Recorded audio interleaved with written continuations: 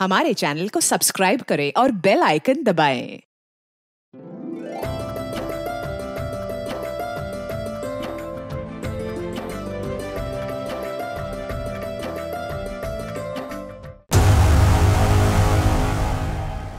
रहस्यमय यंत्र वाली लाल पोटली के गायब होने की बात पुलिस के सामने आने से इस मर्डर मिस्ट्री को एक नया एंगल मिल गया। क्या इस नए एंगल में कोई सच्चाई थी या फिर यह सिर्फ इन्वेस्टिगेशन को गुमराह करने के लिए एक शातिर पैंतरा था ताकि असली गुनहगार से पुलिस का ध्यान हट जाए।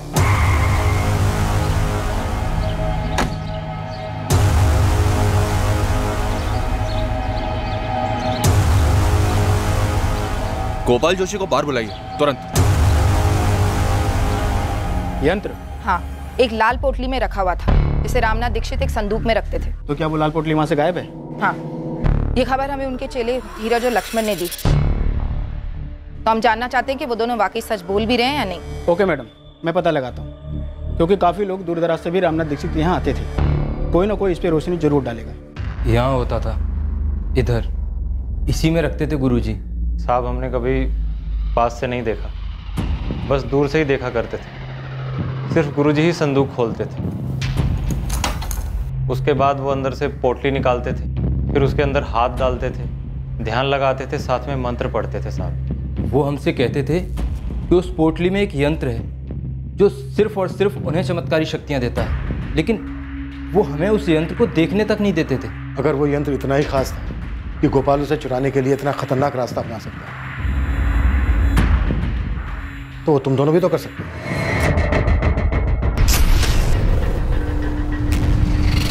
हम शिष्य थे गुरुजी के। वो तो गोपाल भी था।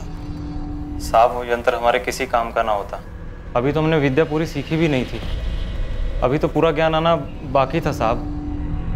और साहब, उस यंत्र के लिए ज्योतिष विद्या का पूरा ज्ञान होना ज़रूरी होता है।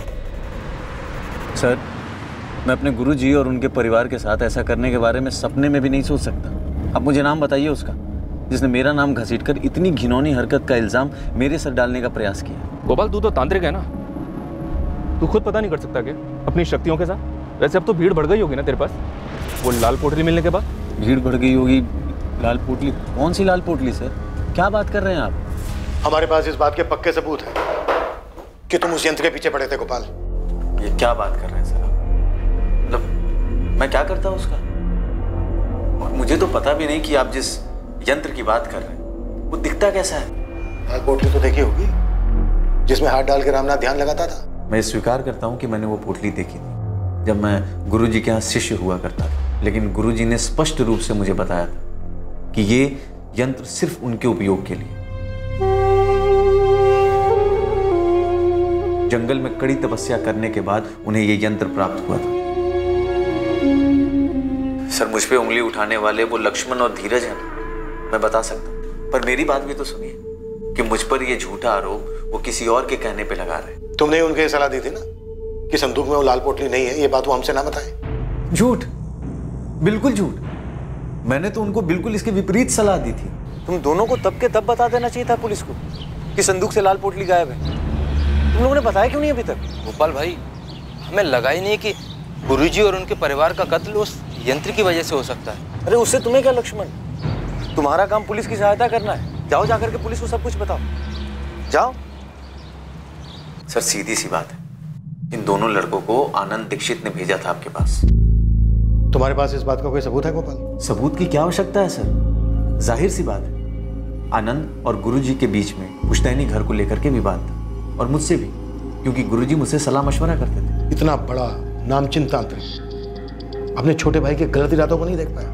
यही तो दुर्भाग्य है सर, अपनी शक्तियों से पूरी दुनिया की मदद करने, अपने खुद के पीठ पे छुरा भोगने वाले अपने भाई को नहीं पहचानता। अगर वो यंत्र गायब है तो वो आनंद के पास ही। क्या पुलिस को संदूक में से यंत्र मिला? आनंद को भी उस यंत्र के ताकत के बारे में जानकारी थी।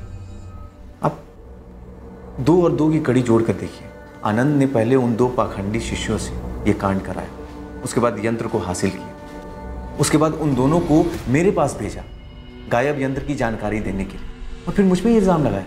तभी मैं सोचूं कि ये दोनों मुझसे ऐसे मिलने क्यों आए। सर अब पूरा गणित बिल्कुल सही बैठ गया। ये पूरी साजिश के पीछे आनंद का ही हाथ।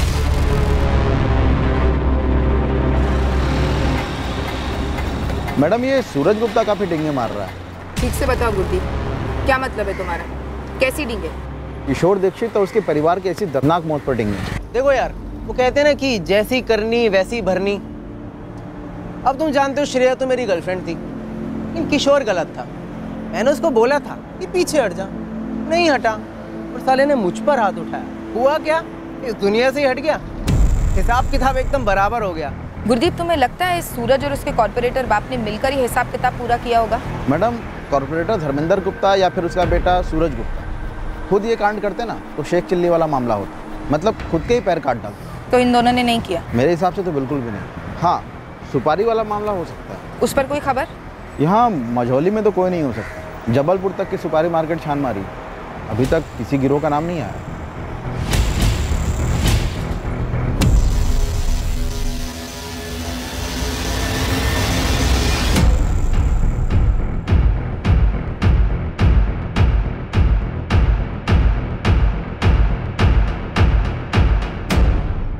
करीबन 20 लोगों से बात हुई है जो रामनाथ दीक्षित के पास जाते थे अपनी समस्या लेकर।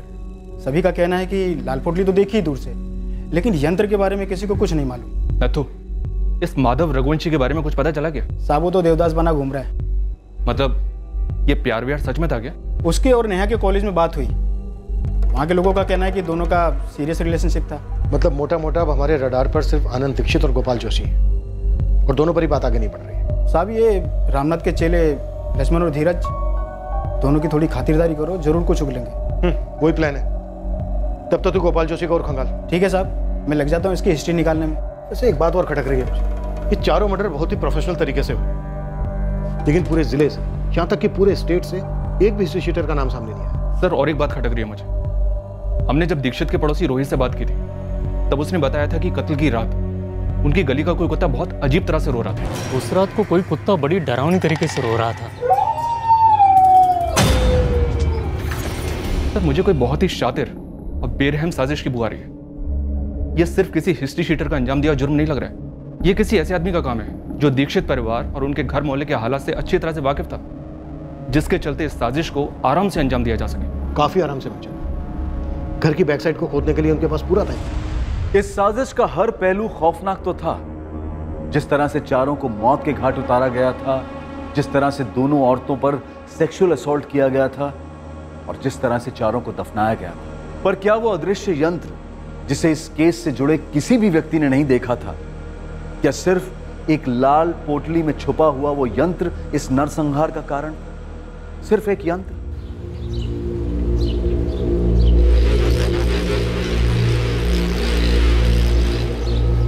देखिए, लक्ष्मण और धीरज खुद से मुझ पे उंगली नहीं उठाते।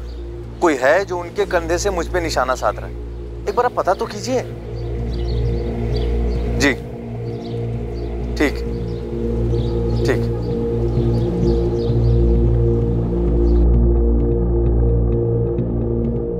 पापा, पुलिस आई है आपसे बात करने। आनंद, आपने कैश और जेवर चोरी होने की इंफॉर्मेशन तो दी थी, लेकिन संदूक वाली उस लाल पोटली का जिक्र नहीं किया था जो चोरी हो गई थी, जिसमें रामनाथ जी का यंत्र था। आपने मुझे संदूक खोल कर दिखाया कब? मुझे कैसे पता चलता? हमने एक दफा नहीं, आपसे कई दफा पूछा था उस चाबी के बारे में, जिसे रामनाथ जी अपनी कमर से लटका कर रखते थे। कैसे बताता मैं? मुझे क्या मालूम था वो चाबी संदूक की है? और आपको भी तब मालूम पड़ा जब लक्ष्मण और धीरज ने आपको बताया। हमें पता चला है कम से कम 2 लोग थे, ऐसे 2 लोग जो घर के चप्पे चप्पे से वाकिफ थे, रामनाथ दीक्षित के परिवार की दिनचर्या से वाकिफ थे। बोलो, कैसे अंजाम दिया इस कांड को? क्या क्या किया, कैसे किया? हम और क्या बताएंगे, हम उनके शिष्य थे, गुरु थे वो हमारे। साहब, हमारी सिर्फ इतनी गलती है कि हमने लाल पोटली वाली बात आप लोगों को नहीं बताई। इसके अलावा हमें कुछ नहीं मालूम ये सब किसने किया है। वो आदमी कौन है जिसने तुमसे कहा गोपाल जोशी पर उंगली उठाने के लिए? हमें किसी ने नहीं कहा साहब। और साहब ये बात सच है, गोपाल भाई ने ही हमें मना किया था आप लोगों को यंत्र वाली बात ना बताएं। 2 घंटे दे रहा हूं तुम दोनों को, अच्छे से सोच लो।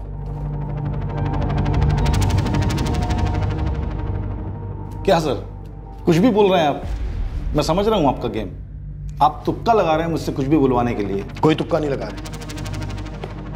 4 मर्डर हुए हैं, तुम्हारे भाई का, भाभी का, भतीजे का, भतीजी का। सर मुझे पता है उस धीरज ने और लक्ष्मण ने आपके कान भरे होंगे मेरे खिलाफ, लेकिन उनकी मनगढ़ंत कहानी से यह साबित नहीं हो जाता कि मर्डर मैंने किया है। और रही बात उस यंत्र की, मुझे मालूम पड़ा कि वो चोरी हो गया, लेकिन सर वो लाल पोटली वाला यंत्र हमेशा से उस पर मैं हंसता था। सस्ती नौटंकी के अलावा कुछ भी नहीं था मेरे लिए वो। और अपने भैया को भी मैं कभी कोई चमत्कारी गुरु वुरु नहीं मानता था, एक नंबर का पाखंडी समझता था उनको। सैकड़ों लोग आते थे उनके पास। सर दुखी और परेशान आदमी उम्मीद की हर चौखट पे माथा टेकता है, और मेरे भैया उम्मीद की पुड़िया बना के देने में माहिर थे। और वो पुड़िया थोड़ी देर के लिए लोगों को सुकून देती, सुकून के अलावा कुछ नहीं। और ये जो यंत्र मंत्र है ना, सब ढकोसला था, एक पैसे की चमत्कारी शक्ति नहीं थी उसमें। तुम मेरी शक्तियों को मानो या न मानो, उससे कोई फर्क नहीं पड़ता मुझे। तुम्हें बस घर का लालच है, उसी की बात करो। लालच नहीं, हक है मेरा। पुश्तैनी मकान है वो। एक तो आप मकान छोड़कर अपने ये पाखंड की विद्या सीखने चले गए, और दूसरे उस मकान की मरम्मत के लिए पानी की तरह पैसा बहाया मैंने। और तीसरी सबसे अहम बात, माँ बाबूजी की सेवा की आखिरी दम तक, जब आप दुनिया को ठग के पैसे कमा रहे थे। और इन सब के बावजूद आपको अच्छी खासी रकम दी मैंने मकान के नाम पे। और अब जो आप मांग रहे हैं ना, वो लूट है, और आप लूट में माहिर हो चुके हैं अपने यंत्र मंत्र की विद्या से। आज 30 लाख कीमत है उस घर की, मैं तुमसे 15 मांग रहा हूं, आधा। तुम बाकी के 7 लाख दो, मैं आंख मूंद कर कागजात पे दस्तखत करता हूं। रही बात यंत्र तंत्र की, वो मेरा पेशा है, उससे तुम्हारा कोई ताल्लुक नहीं। मानता हूं ताल्लुक नहीं था मेरा, और ये भी मानता हूं कि कानूनी तौर पे 7 लाख रुपए देने थे मुझे पुश्तैनी मकान के लिए, और जो मैंने इकट्ठे भी किए अपनी छोटी सी दुकान चलाकर, मेहनत की कमाई से, कोई यंत्र वाली ठगी से नहीं। पर वो यंत्र था क्या? सर बोल तो रहा हूं, उस लाल पोटली में लिपटी हुई ठगी थी, बकवास था, जिसके जरिए भैया लोगों को बेवकूफ बनाते थे, ढेर सारे पैसे कमाते थे। आनंद, लेकिन ये नामुमकिन है कि तुम्हें पता ही नहीं था कि उस संदूक के अंदर वो लाल पोटली है, और रामनाथ जी की कमर से बंधी चाबी से वो संदूक खुलता है। आनंद, यंत्र चुराने वाले ने रामनाथ दीक्षित की कमर पर बंधी चाबी से वो संदूक खोला, यंत्र बाहर निकाला, वापस उस संदूक को ताला लगाया, और वापस वो चाबी रामनाथ की कमर पर बांध दी। सर आप तहकीकात करने वाले एक पेशेवर हैं, आप लोगों के बयान से सच्चाई जान लेते हैं। मुद्दे से मत हटो। मुद्दा वही है सर, इन पेशेवर भविष्यवक्ताओं का खेल भी वही है। ये लोगों से पूछताछ करते समय अंदाजा लगा लेते हैं कि सामने वाले की कमजोरी क्या है। जबान तो पहले ही मीठी होती है उनकी, ले लेते हैं लपेटे में। और रामनाथ भैया तो इस आंखों में धूल झोंकने वाली कला के माहिर हो गए थे। रामनाथ दीक्षित और उसके पूरे परिवार का कत्ल किया गया है। उनकी पत्नी और बेटी की लाशों के साथ घिनौनी हरकत हुई है। अब तुम चुपचाप ये बताओ, इस कांड को कैसे अंजाम दिया? मैंने नहीं किया सर। किन चीजों का सहारा लिया आनंद? और कुत्ते के रोने की आवाज किसने निकाली? धीरज और लक्ष्मण ने? लक्ष्मण, धीरज, हमें अच्छे से पता है उस रात को जो कुत्ते के रोने की आवाज थी वो असली नहीं थी। तुम दोनों ने वो आवाजें निकाली थी। तुम्हारे गुरु रामनाथ दीक्षित कुत्ते के रोने का अपशकुन मानते थे, इसलिए कुत्ते को भगाने के लिए उन्हें घर से बाहर आने के लिए मजबूर होना ही था।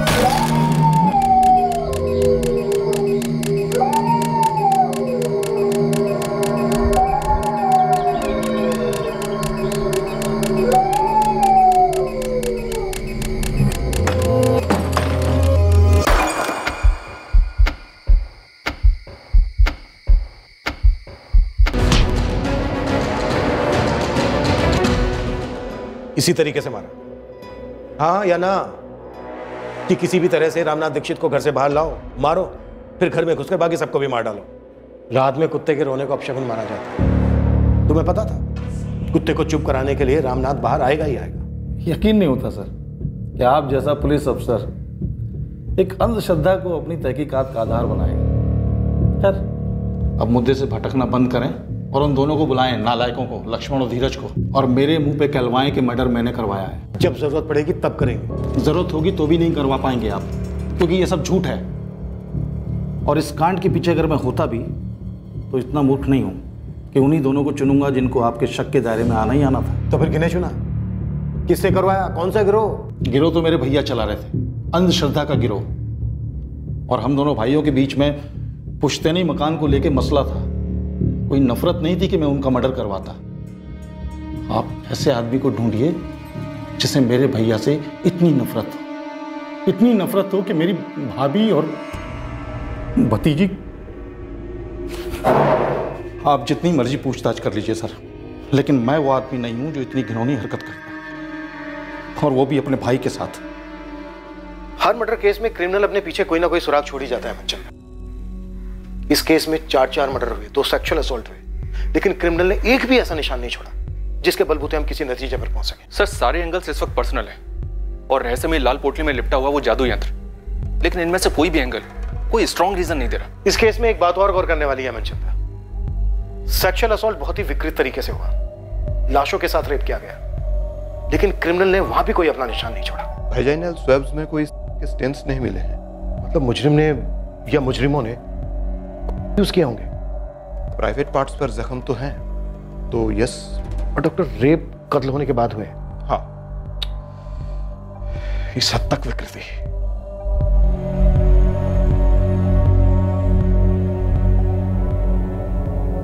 क्या सोच रहे हैं इंस्पेक्टर? मनचंदा, एक बात मेरे दिमाग में आई थी। इस केस में क्रिमिनल ने सेक्सुअल असॉल्ट के लिए जो तरीका अपनाया वो काफी विकृत तो है, लेकिन इन्वेस्टिगेशन के पॉइंट ऑफ व्यू से काफी सेफ भी है। पकड़े जाने का डर मिनिमम है। अगर उसने रेगुलर तरीका अपनाया होता तो शायद सीमेंट के ट्रेसेस से वो पकड़ा जाता। इस पूरी वारदात को अंजाम देने के लिए उसने दिमाग काफी तेज लगाया है। जी हाँ सर। मनचंदा, इस केस में हम पर्सनल एंगल को ठीक से फोकस कर रहे हैं ना, या फिर हमसे कुछ छूट रहा है? तो फिर और कौन हो सकता है सर? कोई राह चलते चोरों चक्के? पर इसकी भी तो हमें कोई लीड नहीं मिली है।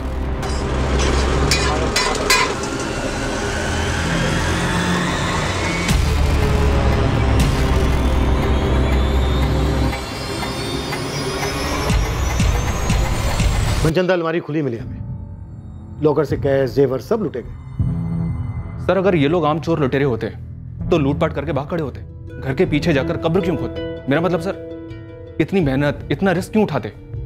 और सर वो कुत्ते का रोना, अगर ये आम चोर डकैतों का गिरोह होता तो सर इतनी बारीकी से रामनाथ की कमर से वो चाबी निकालकर, उस संदूक से उस पोटली को निकालकर वापस चाबी को रामनाथ की कमर में लगा देते।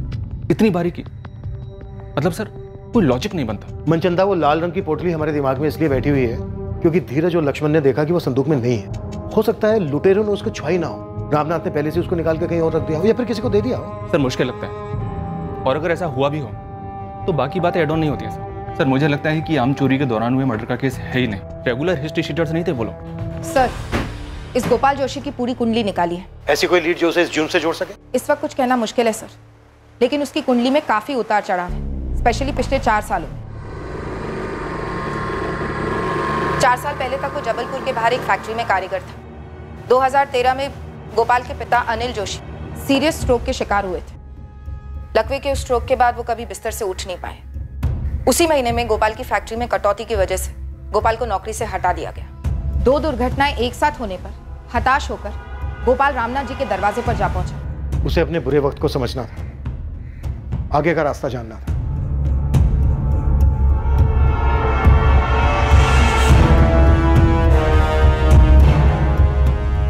मैडम, फिर सुनने में आया कि रामनाथ के कहने पर गोपाल जोशी ने कोई बलि चढ़ाई। कैसी बलि? नर बलि? नहीं, चौकी अहमद किसी जानवर की बलि चढ़ाई। ये सब तो ठीक है नत्थु, लेकिन क्या गोपाल की रामनाथ जी के साथ कोई अनबन हुई थी? किसी बात को लेकर झगड़ा, या उस लाल पोटली वाले यंत्र को लेकर कोई मसला?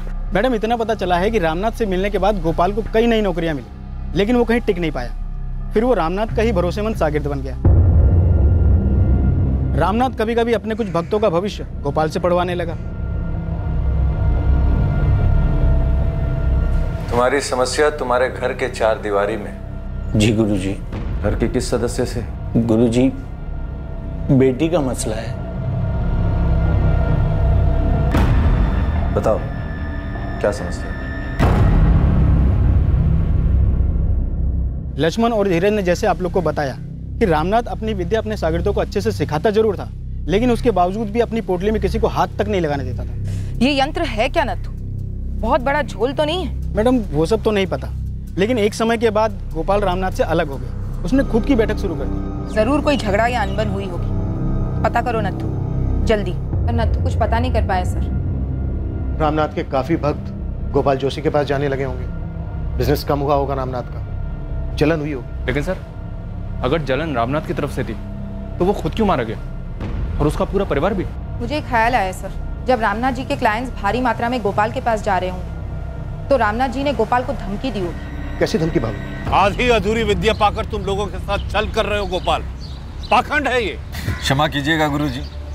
अरे इतने सालों से आप भी तो यही करते आ रहे हैं। मैं सच में भविष्य देख सकता हूँ। गुरुजी देख तो मैं भी सकता हूँ, और आपको तो बहुत गौर से देखा है मैंने। क्या देखा तुमने? गुरुजी आपके हथकंडे, आपके पैतरे, वही 20-25 सवाल सारे भक्तों से घुमा फिरा करके पूछते हैं। उनके मन के हालात से इतने सालों से खेल रहे हैं आप। उनके मुंह से जवाब निकलवा कर उन्हीं को जवाब देते हैं, और वहीं से तो आपकी कमाई होती है ना गुरुजी। बकवास बंद करो गोपाल।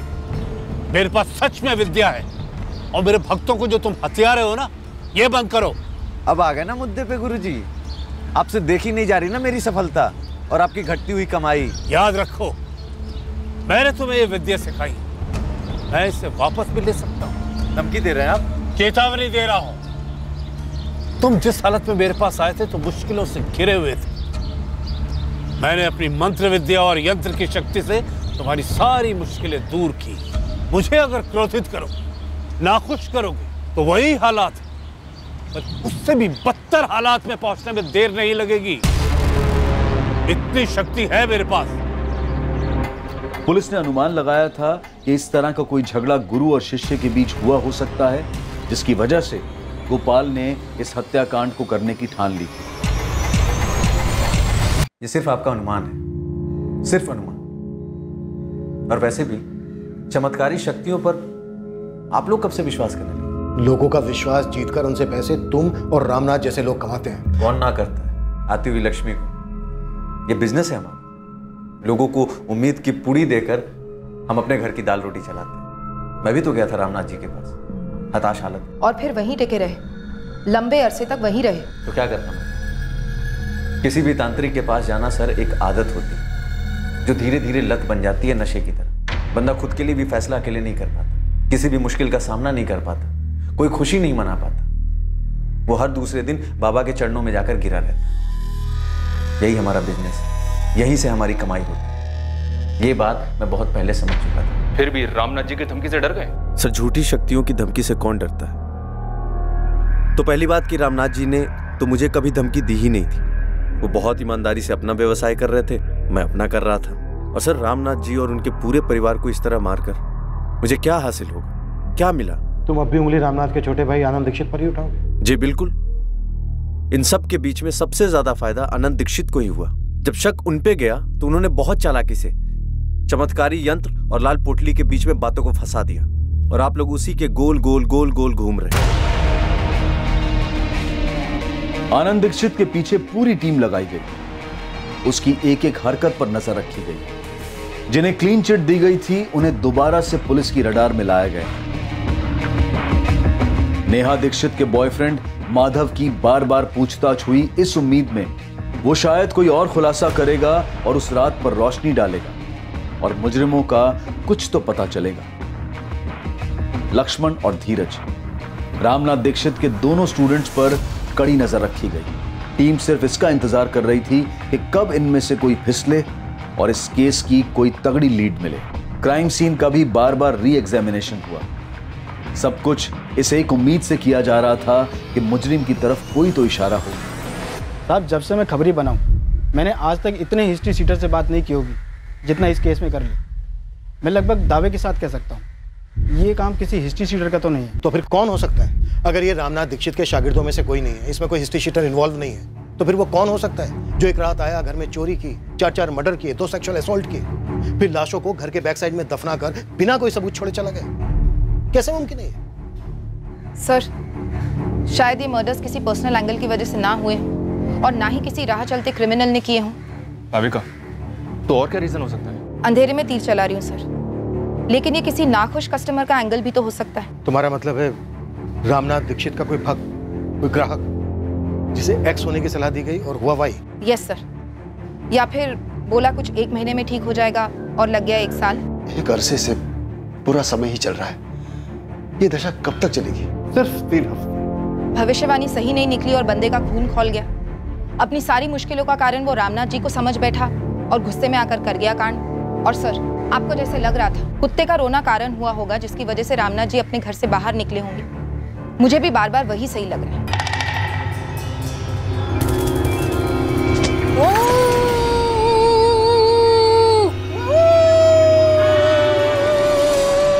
और सर कुत्ते का वो रोना सिर्फ एक पैतरा नहीं था, मैसेज था एक घायल इंसान का रामनाथ जी के लिए कि सुनो, जिस पर तुम इतना विश्वास करते हो आज वो तुम्हारी मौत का कारण बनेगा। एक बौखलाए हुए भक्त की मानसिकता। मैडम, खूनी अगर भक्तगण में से है तो उसको ढूंढना घास की बोरी में सुई ढूंढने के बराबर होगा।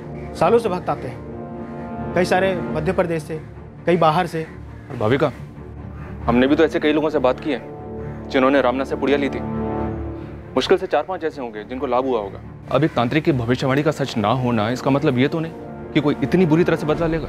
काश इस वक्त हमारे पास भी कोई यंत्र होता, हम भी मंत्र फूंक सकते, या फिर हमें ऐसा कोई बाबा मिल जाता जिसके सामने हम इस केस को खोल कर रखते और वो यूं चुटकी बजाकर मुजरिम और मोटिव दोनों का खुलासा कर देता। ये लो, हो गया केस सोल्व, कर दो क्लोज। मजाक अपनी जगह है, 3 हफ्ते हो गए हैं, 3 हफ्ते इन 4 मर्डर्स को हुए और अभी तक हमें एक भी सुराग नहीं मिला। दरअसल मुजरिम पूरे 3 हफ्ते तक पुलिस की नाक के नीचे था, लेकिन मुजरिम तक पहुंचना मुश्किल था क्योंकि उसे इस जुर्म से जोड़ने के लिए ठोस सबूत चाहिए थे। यह केस लंबे अरसे तक अनसुलझा नहीं रहा, कुछ अचानक होने वाला था जो इस केस के सभी पत्तों को बिखेर कर मुजरिम का पत्ता सामने लाने वाला था।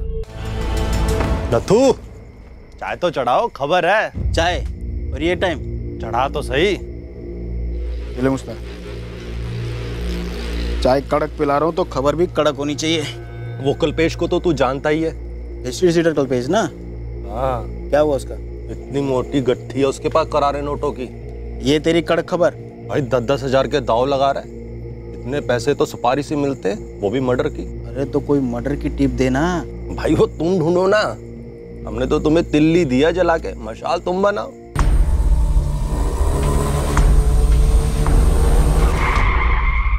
सब क्या कर रहे हो साहब? गाले क्या कर साहब? साहब आप लोग क्या करने वाले साहब? साहब क्या कर रहे हो साहब? साहब मैंने कुछ नहीं किया, सच्ची बता रहा हूँ साहब, मैंने कुछ नहीं किया साहब। कहाँ से लाए पैसे? नहीं तो यहीं पे लंबा कर दूंगा तेरे को। मेरी मेहनत की कमाई का पैसा साहब। अच्छा, क्या काम करता है बे तू? हाँ, डॉक्टर है, वकील है, कॉन्ट्रैक्टर है या सुपारी कॉन्ट्रैक्टर? सब गोली मत चलाना साहब। किसकी सुपारी उठाई थी तूने?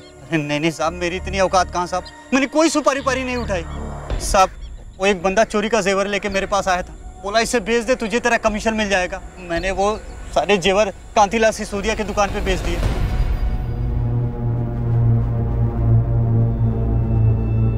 5 लाख का माल था साहब। कांतिलाल सिसोदिया ने मुझे 4.25 दिए, मैंने उसमें से 50 रखा, बाकी सामने वाली पार्टी को 3.75 दे दिए। पूरी ईमानदारी का सौदा था साहब, मैंने कोई सुपारी पारी नहीं उठाई साहब, और न ही कोई लूटपाट किया। पार्टी का नाम बता। छोड़ो ना साहब। साहब आप एक काम करो, मेरे 50 में से 10 रख लो। अच्छा चलो 20 रख लो साहब। साहब अभी ये किसने दिया, किधर से आए, सब जाने दो ना साहब। इसको इधर ही रफा दफा कर देते हैं साहब, मैं तो इस सबको पिघला देता हूँ साहब। आप अपना शहर बोलो ना साहब। रामनाथ दीक्षित, सुना ही है ना? क्या फर्क पड़ता है साहब, जाने दो ना हम लोगों को। ये तो वही है ना जिसका मर्डर हुआ था, बेटा बेटी बीवी सब साफ, चोरी वाला तांत्रिक, राइट? साहब आप तो मेरे को जानते हो साहब, मेरा इससे कोई लेना देना नहीं है साहब। ये सब आप रख लो साहब, ये कल्पेश को अंदर डालो। अरे क्या अंदर डालो साहब, मेरा इस हत्या से कोई लेना देना नहीं है। तो उसका नाम बता जिसका वास्ता है।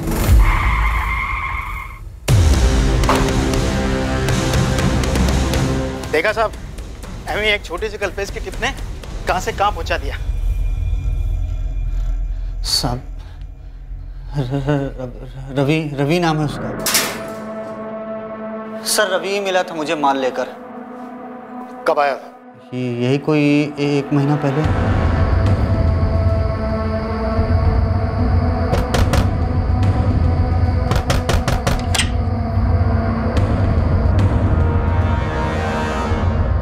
ये देख, ये बेच ले। इतना माल आया कहाँ से? तुझे उससे क्या? कम से कम 7-8 लाख के तो होंगे। अबे नहीं बे, 7-8 लाख के नहीं है। फिर कितने के होंगे? अब यार ये तो जौहरी बताएगा ना, जितनी कीमत होती है उससे कम ही मिलता है। इनका हिसाब किताब तो तुझे पता ही है। पर भाई जो भी कीमत लगे, मेरा कमीशन फिक्स्ड है 50। ठीक है, तो डील तो करा दे, अपना कमीशन रख लेना। लेकिन हाँ, मेरी हरी झंडी मिलने के बाद ही माल निकालना। रवि को मैं काफ़ी सालों से जानता हूँ, उसे पता कि मैं चोरी का सामान बेचता हूँ। इसलिए वो माल लेकर मेरे पास आया था। ये रवि है कौन? किसी गिरोह का है? नहीं साहब, वैसे तो ये सीधे काम में है।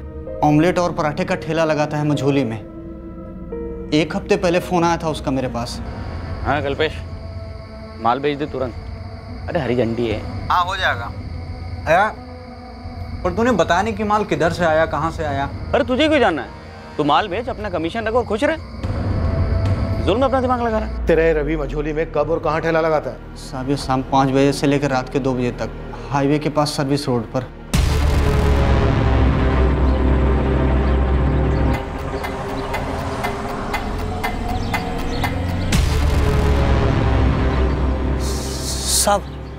साहब हो रहा साइकिल पर रवि।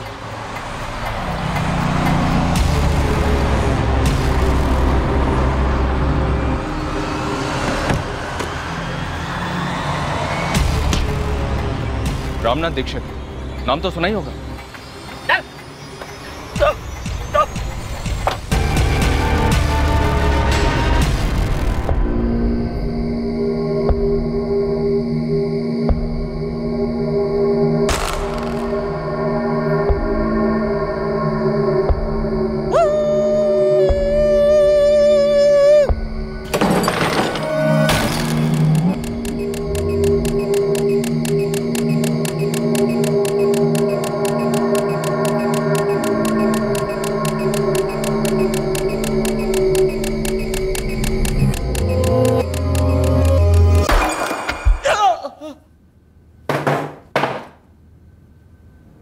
किसके कहने पे ये सब किया रवि? महीने भर से हम इस केस के पीछे चक्कर काट रहे हैं। अब अगर तूने तनिक भी दिल लगाई ना तो असली कुत्ता समझ के पीटूंगा तुझे, और असली कुत्ते की तरह रोएगा तू रात भर। मैंने तो बस कुत्ते के रोने की आवाज निकाली थी साहब। रुक मत, आगे बोल। और लूटने में मदद की थी बस उसकी, पर मैंने किसी को नहीं मारा। कौन था वो जिसकी मदद की तूने?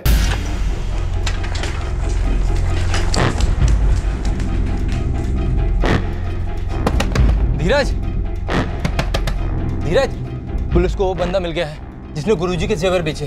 क्या क्या बोला वो? क्या हुआ जी? अपना भैया के घर से चोरी हुए जेवर पुलिस ने बरामद किए हैं। थाने बुलाया मुझे। कहीं ये उनकी कोई चाल तो नहीं है? पता नहीं, देख आता हूँ।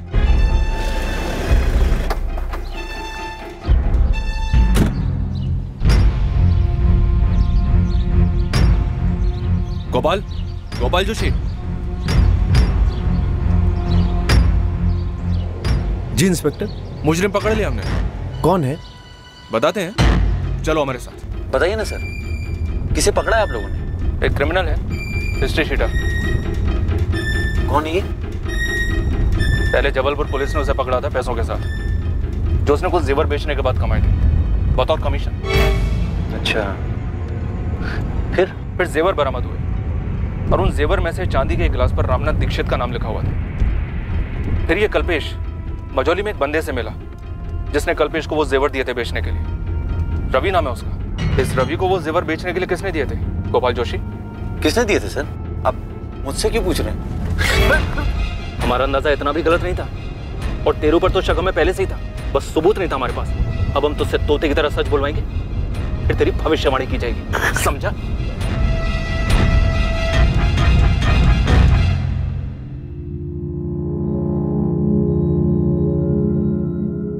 नाम बोल रवि, नाम बोल। गोपाल जोशी साहब, उसका रामनाथ दीक्षित से पंगा था। चल गोपाल, अब जल्दी से शुरू हो। शुरू करते अपनी बात। अब अगर तूने 1 मिनट भी देर लगाई ना तो बहुत तरीके हैं हमारे पास मुंह खुलवाने के। एक से बढ़कर एक यंत्र है हमारे पास।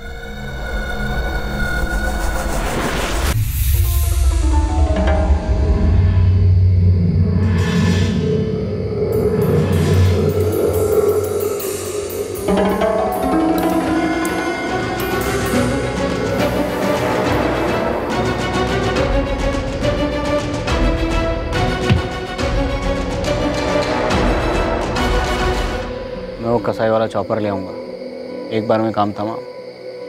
कल रात ही करना हो, और कल पूर्णमासी भी है।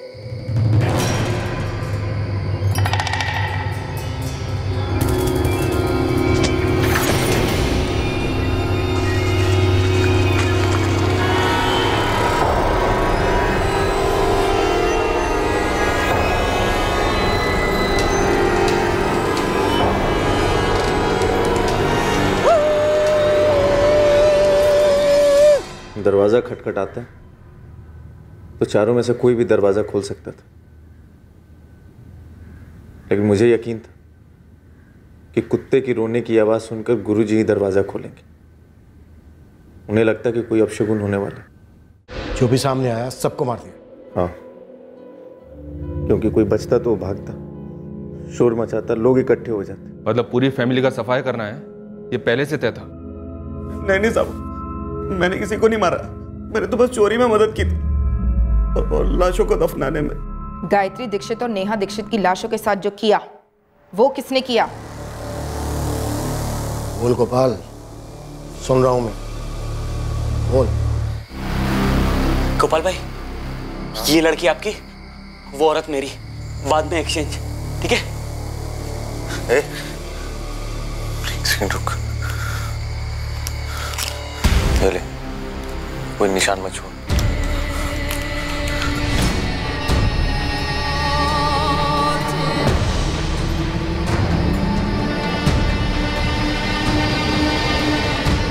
इतना सब कुछ तूने उस लाल पोटली के लिए किया, उस यंत्र के लिए?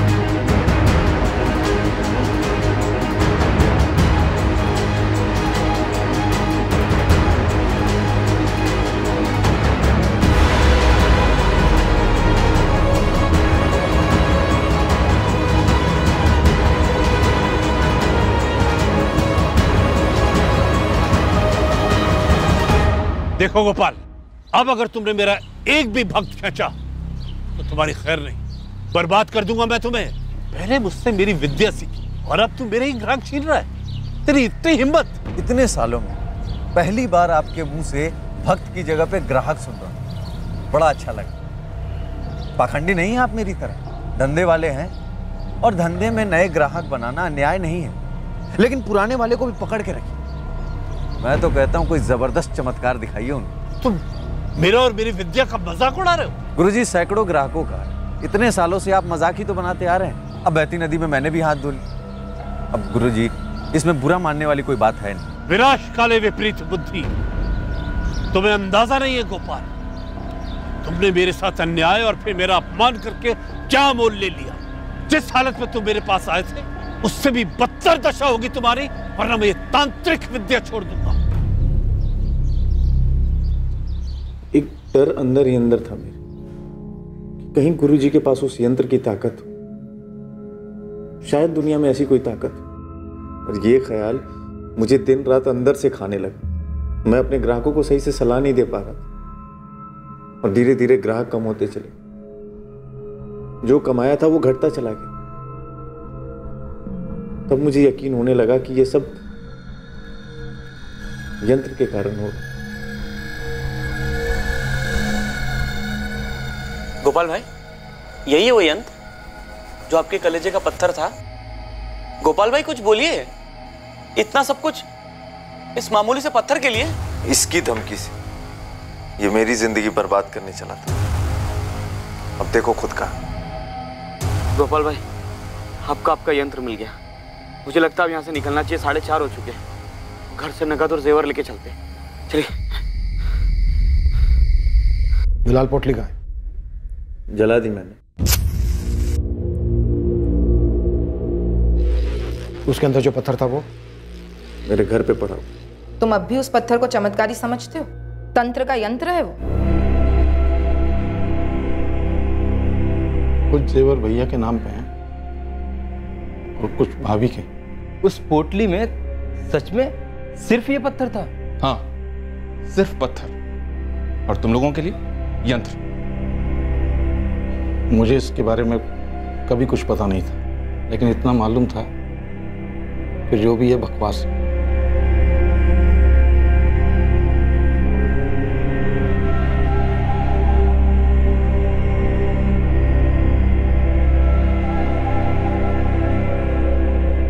गोपाल जोशी और रवि को आईपीसी की धारा 302 के तहत मर्डर, आईपीसी की धारा 376 के तहत रेप और आईपीसी 201 के तहत सबूत मिटाने के चार्जेस पर गिरफ्तार किया गया है। रामनाथ दीक्षित से बदला लेने और उसके यंत्र को हथियाकर उसकी चमत्कारी शक्तियों को खुद पाने की निर्भीकता में गोपाल जोशी ने इन 4 भयंकर हत्याओं को अंजाम दिया था,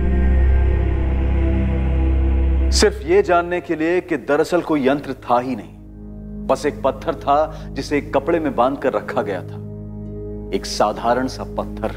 दुनिया में ऐसा कोई नहीं है, कोई भी नहीं है जिसके पास किसी और की जिंदगी में चमत्कार लाने की या हाहाकार मचाने की दैवीय या फिर शैतानी शक्ति हो। अगर हम अपनी जिंदगी बेहतर बनाना चाहते हैं तो हमें और सिर्फ हमें अपने अंदर की पॉजिटिव एनर्जी को बढ़ाना होगा और इसी की ताकत से हम अपने इरादों को मजबूत कर सकते हैं, अपनी क्षमताओं को बढ़ा सकते हैं और अपनी निराशा को मिटा सकते हैं। जैसे ही हम बाबाओं, तांत्रिकों और भविष्यवक्ताओं की शरण में जाते हैं, हमारा विवेक, हमारे लॉजिकल फैसले लेने की बुद्धि और नजर दोनों धुंधले हो जाते हैं और हम देखते ही देखते इन चमत्कारों के व्यापारियों के गुलाम बनकर रह जाते हैं। दुनिया में सबसे शक्तिशाली ताकत हम खुद हैं।